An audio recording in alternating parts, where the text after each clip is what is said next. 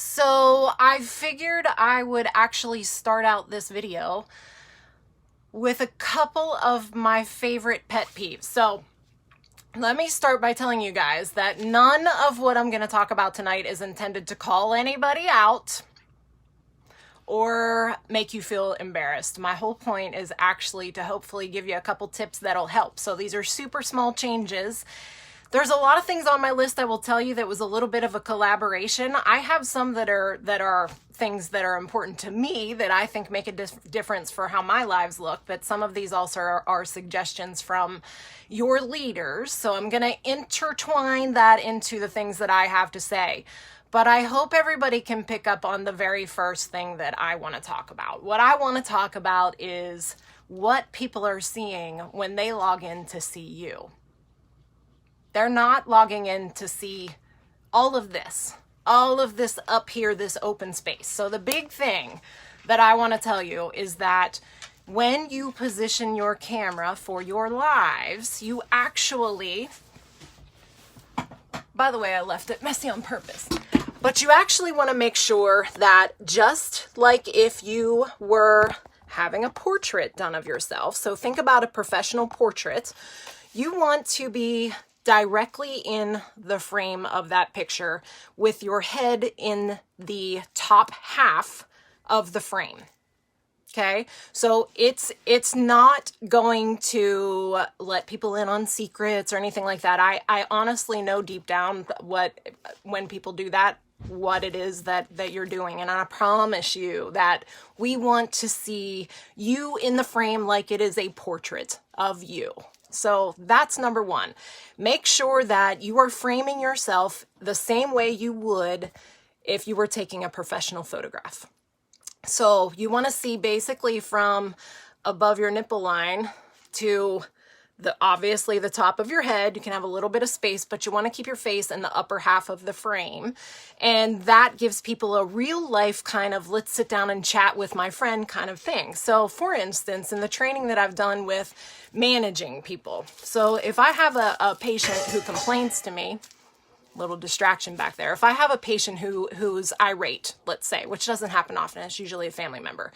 One of the first things that they tell us in training is that you want to make sure that you are, to calm a situation down, to bring somebody in, you want to be at eye level with those people.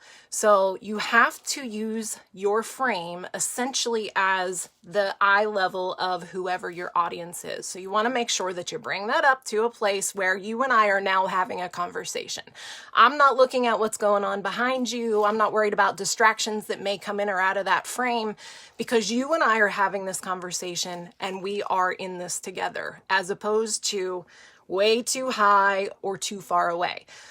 So second thing with that, I know that some of us use things other than our phone. The only thing I'll tell you about that is that it is, as a viewer, it is actually a little distracting or even hard to see if you're trying to use the camera from your computer.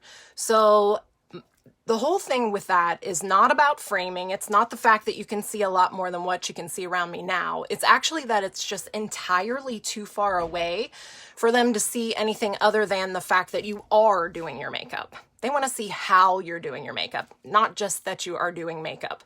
So make sure that you are close enough that they actually can see exactly what you are doing when you are doing it, so that they're not relying on that entire explanation because you're so back here in the frame that they can't quite get to see what you're doing. So a couple other things before I move on to framing. I literally licked my finger and touched my camera lens before I came on here. I am guilty of this all the time. Hey, Olivia. I am guilty of forgetting to clean my camera lens. This will make a huge difference, I promise you. So watch as it's obviously you're not going to see me for a second, but always just take 1 second before you go live. See, that haze is completely gone. There's a much clearer picture.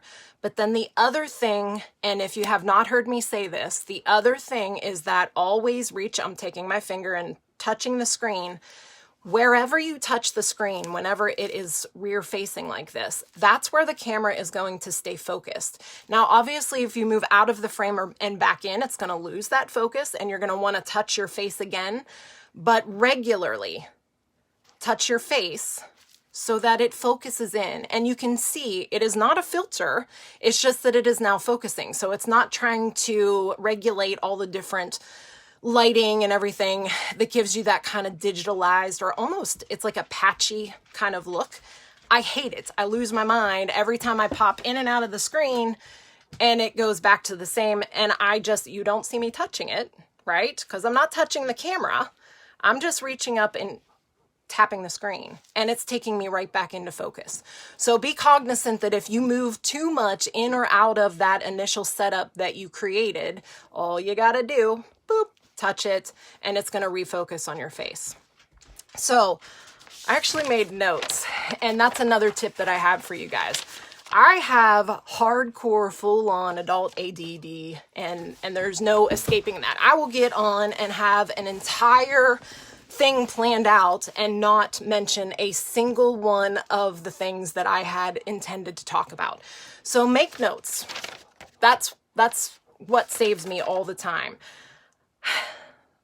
Background, please. So I don't know that anybody I've heard it a couple times, and so that's what makes me think that it's accidental.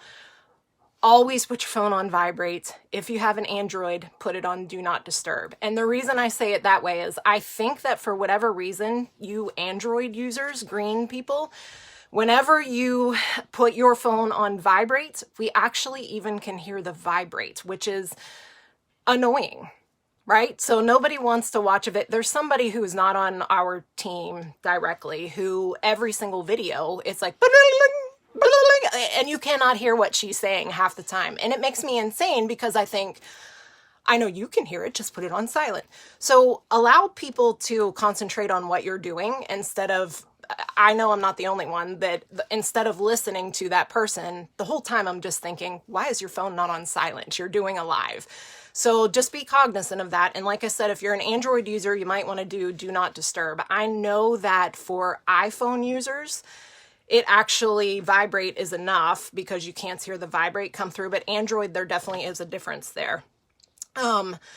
So also be careful about background music because as you guys have probably all learned the hard way, background music can actually get all of the sound removed from your video. So make sure if you're using background music, it's either one that is copyright free or one that you are putting within the caption or the title of your video somewhere that you don't own the rights to the music and that you actually put in the title and the artist. Super important because there's nothing more disappointing than going back and finding a video that you had put all this time into with zero audio. So make sure that music is either not copyrighted or you give credit where credit is due. All right, so we talked about the position, and again, we are framing ourselves. I want to look at you the same way at the same level as if you and I are sitting down having a conversation. It's really important. The other thing I'll tell you though is that you do not, I repeat, you do not need to use your phone as your mirror. So I'm going to flip this around in a second here and I'll show you the lighting and mirror and everything like that, how I have it placed. But just to give you an idea of what I'm talking about, I have, and I've shown it a couple times in my videos when I talk about applying lashes, but I have just these suckers, I said that with an S, these suckers are not cheap, but they are worth it. So when I say they're not cheap, for some reason, just a hand mirror like this actually is not a cheap item and I would expect it to be. So I keep this placed directly. So here's the edge of my mirror. It's literally tucked right behind my phone so that, and I like that it has that adjustable, it's not a swivel, but it goes back and forth because I can really place that and be able to see no matter which part of my face, I can swivel that back and forth so that I'm keeping my face in the frame, but I am not trying to do this to do my eye. Like, I don't want to look up my nose and I don't want to look up your nose. I promise you that it is a lot nicer for people to have a view of you doing your makeup than a view of your mucous membranes inside your nose. So can you see any less when I'm doing this than you can when I'm doing this? No, right? So I essentially am looking in my mirror, and then as I'm communicating with them, I'm talking about it and communicating, talking about it and coming back. So instead of trying to give them a view of your brain matter, try putting a mirror right next to your phone. Lord knows that it's entirely too difficult to try to do your makeup looking in this as a mirror anyway. All right, so let me flip this around and make sure distractions. You heard my dog kicking around his food and water bowl. That happens. Kids are an adorable distraction. All of these things are life things that we all know really kind of play into the convenience and that kind of thing. And they are super important to allow to happen and highlight and that kind of thing. But there is an extent to that where it becomes a little bit of a shtick. So be careful as to how much you include those distractions, because you need to remember that in essence, they are still distractions. So make sure that that doesn't take over what you are, and make sure that, you know, you just keep things moving. So a distraction is fine. It's usually funny and cute and everything else, but then allow that distraction to go away and finish what you're doing. All right, so let me flip this around real quick so you can kind of see. Forgive the mess that you are about to see. So, all right, the way I do this, how do I flip this without, okay. So what I have, let me back up so my lights don't mess me up. So you can see that I don't use a ring light. That is not on, and it's not a real ring light, but I don't use a ring light. I have both of these are actually just under cabinet lights, believe it or not. And I mounted them to the side of a mirror and pushed my desk up to the wall where I mounted that mirror. So what this actually does is that it allows flooding of light around me. So if I only had a light directed right at my face, I end up with a lot of really unnatural lighting that a lot of times can look super washed out or almost that blue kind of white look. But if you flood your area, your face, you want light coming from all directions. If you flood that area, it gives you a much more natural look. You can still use your ring light to add that full kind of brightness to what you want them to focus on. But you want to have this flood of light around you, because what you're actually doing is eliminating shadows. So let me show you real quick here. Let me go back. Oh, before I do that. So here is literally where I'm working. This is a super inexpensive Amazon kind of mounted. It goes down here to my desk side, and it flexes to any shape or whatever you want it to do. I swear it was a $15 buy. It's one of the best things that I bought with this. But you can see how close I have that to my mirror here. And the other thing that I do have, which is nice, is I can always kind of look up in this big mirror here. This is nice to be able to see close up. Am I looking ridiculous, you know, in full view? So if you have this setup here where you always have all of this visibility, then you'll be a lot better off. But let me flip back. I'm going to mount you guys up here again and talk a little bit about what's behind me. All right, so if I am framing myself, now again, I'm going to touch my face to make sure I'm nice and focused, right? That made a huge difference. I have framed myself so that essentially I'm filling the majority of this frame, but I want a little bit of interest behind me if you're going to be able to see behind me. Now, Molly has a great solution to that, and that's a backdrop. I have a couple too, but none that I'm a huge fan of, and I don't mind what's behind me. So, but there's a couple things that you can do to kind of add some interest there, and it's super simple, and Cindy can help you. But watch how this little bit of a difference lights up back there.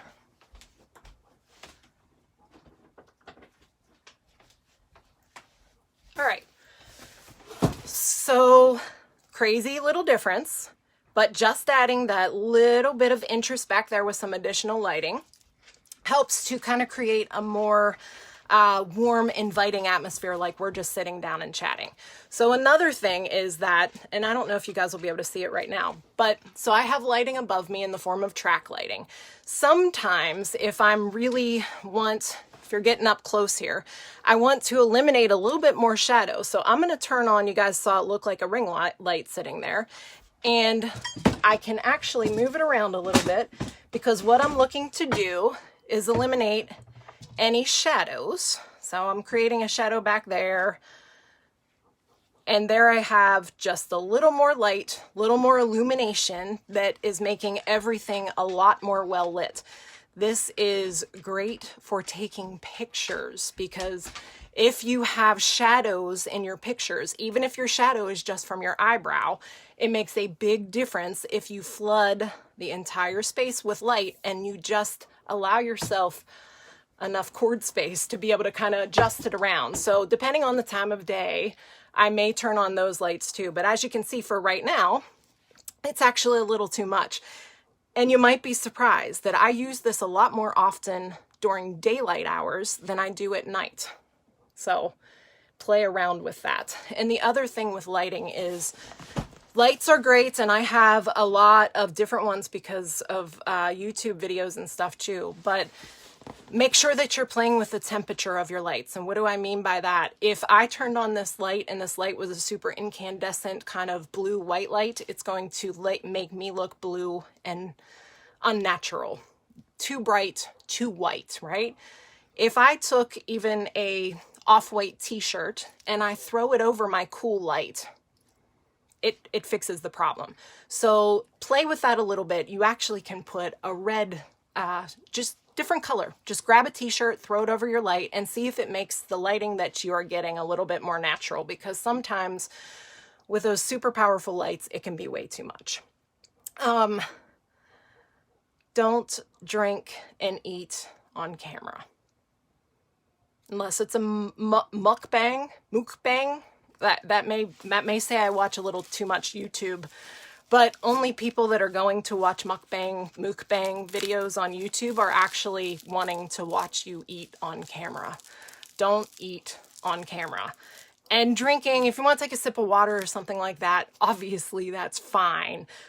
But don't spend a lot of time chugging stuff on camera. And bottles a lot of times are distracting with the crackling and stuff like that. But just remember that, you know, would you be in a job interview and would you whip out a sandwich and take a bite? No.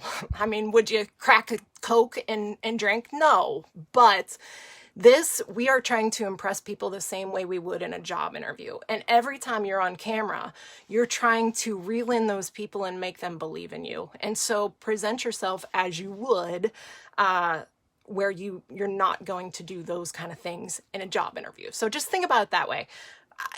You know, I'm not saying don't be yourself. I want you to be yourself.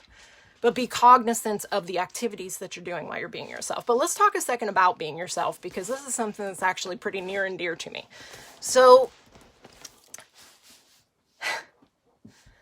you don't have to be yourself, but you have to be at least a version of the best self that you think you want to be someday. And I know that sounds really weird. You need to emulate what you think is the best you. So I've always been one to say, fake it until you make it, right? One of the biggest things that I'll say to people is, I know that you're upset and I know that you want to cry and I know that things are really hard, but I want you to smile. I want you to smile as big as you can every single day, because eventually that smile becomes real. And it's true, because just so you know, when I smile, these muscles actually activate serotonin in my brain, and that's actually a true statement. But the reason I bring it up here is that I actually had a lifetime of struggling speaking in front of people. And every single time I come on camera, including tonight, minutes before I came onto this one, I literally have to take a couple deep breaths and tell myself every single time that it's going to be fine. You're going to be fine. You know, that you can do this. I'm my own hype man every time. And in the beginning, I was scared to death. And every time though, I told myself, just keep doing it until it feels natural.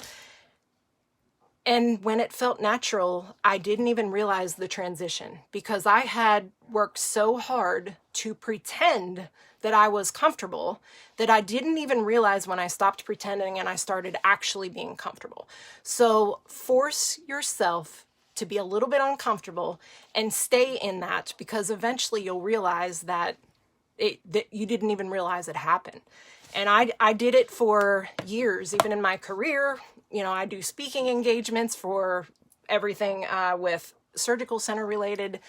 And it wasn't until a couple years ago, after 10 years of doing this, getting up on stages and talking in front of hundreds of people live, you know, camera's one thing, but when they're standing in front of you live, and I'm scared to death every time. So I felt it was important to tell you guys that, because you're not alone when you're nervous. It's just that you got to get good at faking it until you make it. And the day you make it, I want to know.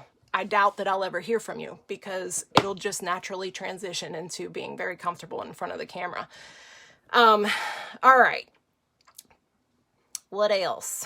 Title your lives. Title your lives beforehand, meaning you hit your live and then right beforehand you have that option where you can put a title in there. Make it something interesting. So believe it or not, yesterday, and it doesn't always have to be makeup related, obviously, but yesterday I got the most views on any live video I have ever done by putting caution signs on it. How dumb is that? I put a caution sign on my title because I said it was a gross video, which it was, but I had close to 300 views within the first 2 hours. Fact of the matter is that they were there to figure out what was gross, but it was the title that reeled them in. So some of my better performing videos have had a lot to do with the titles. For instance, when I said, my husband wants us to move into an RV and drive across the country. Boom. Couple hundred views really fast, because that's something they want to listen to. And when it comes to that stuff, you can tell nothing about yourself while talking a lot about yourself. So for those of us who are a little uncomfortable in sharing personal information, I'm not one of us, and that's okay. There's going to be people on total opposite ends of the spectrum, and both will be just as successful with this business. You don't have to share everything, like how to put your thumb in your vagina and get your poop to come out. You don't have to share that. But you can still share a lot about your daily life without telling a whole lot about yourself, so that you're still in a comfortable place. What do I mean by that? I mean, you know, whatever. My coffee's great, or, you know, talk. Just talk about whatever you would chat about, and it doesn't have to be any more than a surface level chat. But it is a way to connect the same way you would if you were on a long bus ride with a stranger. You're not going to give them information that makes them be able to track you down later and kill you in your sleep. You're going to make small talk that's going to keep them engaged, you know, because it's awkward sitting there otherwise. Just like it's awkward to just watch somebody do their makeup and them not say anything. So be somewhere between reeling in a serial killer and, you know, just making small talk with somebody. But you can find that sweet spot. There are tons of things to talk about, even if it's a television show that you like. Lord knows everybody likes, like my husband, everybody likes Real Housewives. So just find something to start a conversation with. Same way you would on a bus. But titles are huge. Titles are huge in reeling in your audience. And even if you don't get the initial reaction, that's what is going to actually make them watch it. Title... When you hit go live, stop doing the I'm going to wait for some people to pop in here stuff. Because here's the reality of you filming a live video. If you do the whole sit around for 3 minutes, you know, checking out, I'm just waiting for some people to pop on. If you do that whole thing, keep in mind, you know darn well that a lot of times your lives, you might get, I mean, I have 1,200 people on my page, and I might get 20 people. That would be a huge live to watch during my actual live. The majority of my lives are coming after the fact, and nobody wants to sit through 3 minutes of you saying you're waiting for people to pop on. So film this as though you are filming a video that was pre-recorded and you're putting it up. You can chit chat for a couple seconds first while you're waiting for a few people to come on, because that's kind of just filler stuff. But don't sit and wait and drink and eat and things like that waiting for people to come on, because the reality is the majority of these videos are going to be watched after you're no longer live. So cut that part out, because you don't want to do that, or you wouldn't want to watch that, you know, if you were watching somebody's video later. I'm not a stickler on time. You have to have enough time to show them what you want to show them. Of course, nobody wants to sit and watch 45 minutes. That's just the reality. So if you do tend to go super long, but you want to show them the entire look, you want to do face and eyes. Now, certainly you can break it up. But if you wanted to do it that way, I always recommend starting with one eye done. And there's a couple reasons for that. One eye done, number one, cuts down on the amount of time that they're going to have to watch. But also, and I always explain this in my video, the reason I start with one eye done is because people that are really there to learn actually appreciate being able to see where they're going the entire time. So if I'm showing them, you know, blending over here, you're going to blend it out to a certain extent, and they can see what I mean already right next to where I'm working, it helps them to understand the overall vision. So a lot of times when I'm doing a look, if I'm copying another look, I'm either looking at that on a screenshot or I'm watching the video myself, but I can see where it's going the entire time. It gives them that mile marker. This is where we're going, so always have that one eye done. All right, small talk about blah, blah, blah. They love stories. They love funny stories. People really like funny stories. And why do they like funny stories? It's because you're not perfect, neither are they. That's how they relate to you. So if something funny happens, for instance, I'm big and I do it too much at this point, but it's just a natural habit for me. I get tongue-tied a lot during my videos. I am not a professional speaker and I trip over my words constantly. When I do, it doesn't set me into you know, oh my gosh, I just made a mistake, or I don't know what that brush is called, or I will say I have no idea what this thing's called. You know what I mean? Or I flub my words and I end up doing the whole blah, blah, blah, you know, because nobody's perfect. And I don't want to look at perfect people over and over to make me feel like I'm less than. I would much rather relate to who is talking to me so that I know that this is something that will work for me too, if you know what I mean. All right, so brand yourself. Brand yourself. This is so important. So Saint says it a lot. I've talked to you guys a little bit about it, and this is where I'm really going to drive the issue home. Brand yourself, meaning make sure that people are coming to your beauty group because they're coming for you. They're coming to hear what you have to say. They're coming to see what you had to share. They're coming to see what you created. Parties are where you want to have other people go live if that's what you choose to do. Some people don't even like that.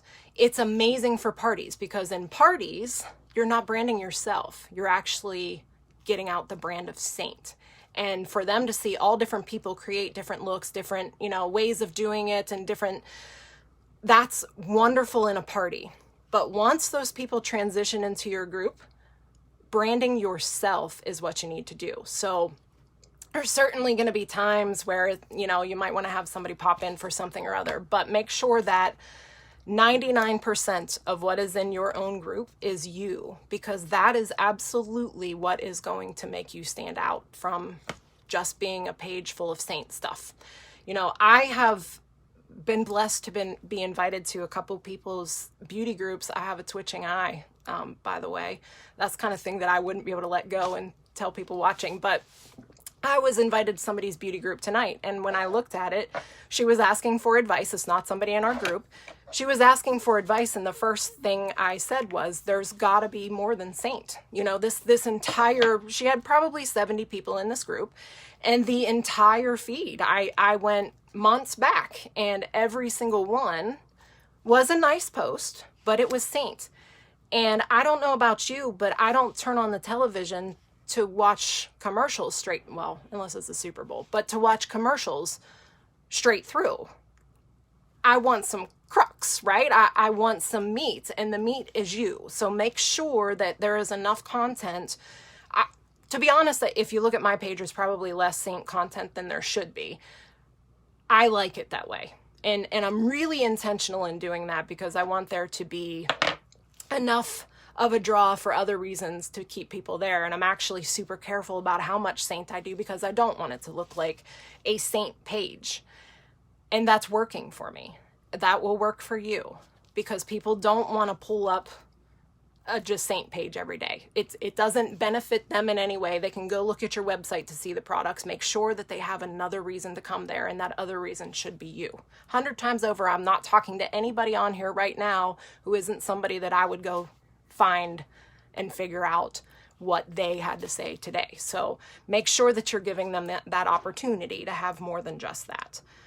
All right, and the big thing with that, if you can't get people to invite other people to your page, that could actually be the problem.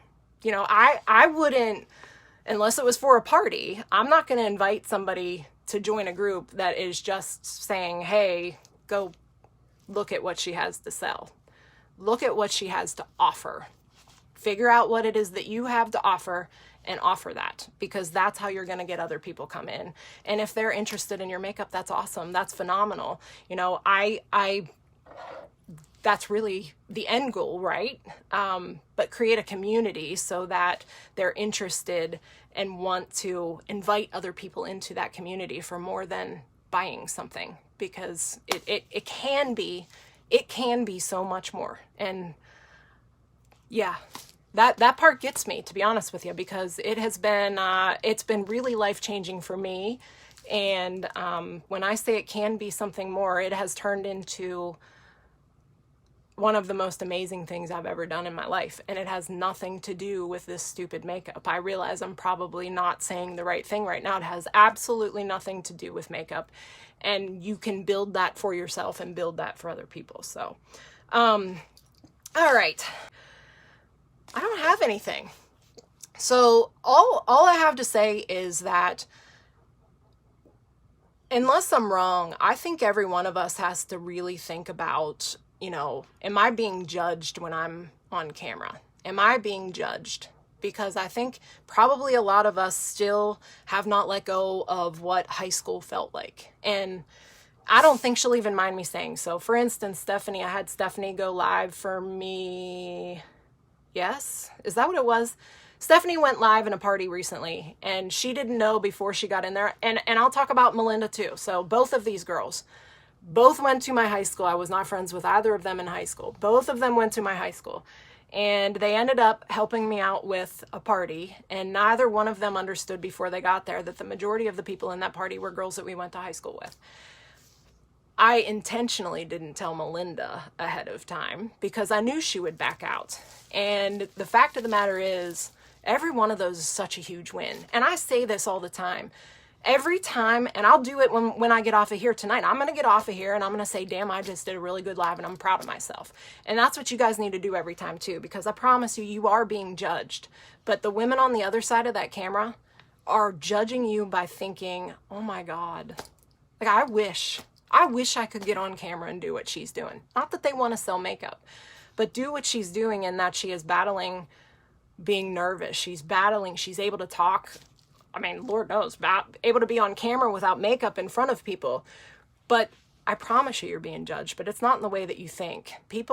A lot of people didn't grow outside of high school, and this shows that you did. So, but you know, I could chat all night. I'm not going to do that. I hope you guys gained a little bit of something. If you have questions about lighting or anything, reach out to me. I'll help you. I'll take pictures of what I have. I'll send links to whatever, but I know you guys have all that. Again, the big deal is that you want to make sure you're surrounding yourself with light. You're not just sticking it in your face. How many of us had that objection when thinking about signing up, that we were too nervous to go? Yeah, that's true, Rhea. And I think I'll give you the two best examples. Erin Armstrong. I don't think she's on here. Erin Armstrong literally said to me, but I can't do lives. I'm not going to do that. I'm not going to do lives.